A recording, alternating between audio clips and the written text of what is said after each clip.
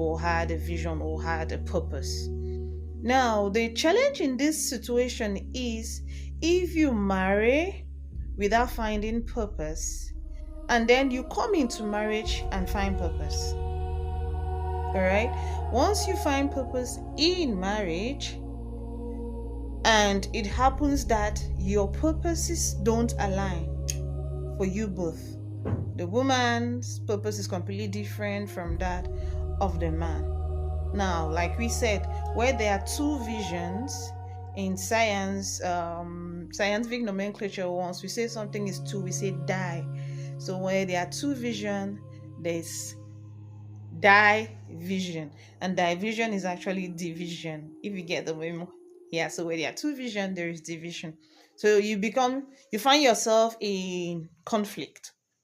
Okay, I'll give you a short story of someone who traveled to a certain country for greener pastures.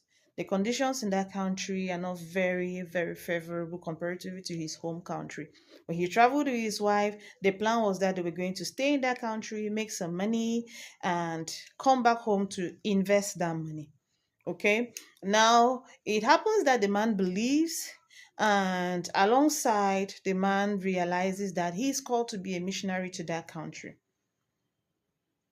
So the woman, in all of her plan, in all of her marriage to her husband, she knows that we are here to make money. I will bear these weather conditions, I will bear these difficulties, these challenges, because we're here to just make money, and then go back home to go and invest. So they started having trouble.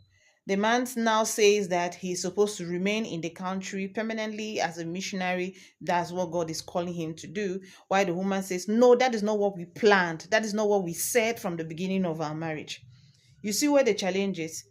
So it's okay, or it happens when people marry without finding vision, without finding their purpose. But the challenge is if you come and marry and you find out that your purpose is completely divergent from each other, what will you then do? You will just be having conflicts over the things that each person wants to do, or maybe one person will have to completely put aside the things he was thinking he's supposed to do to concentrate on one person's vision in order to manage the conflict, or you just simply continue to bear your cross.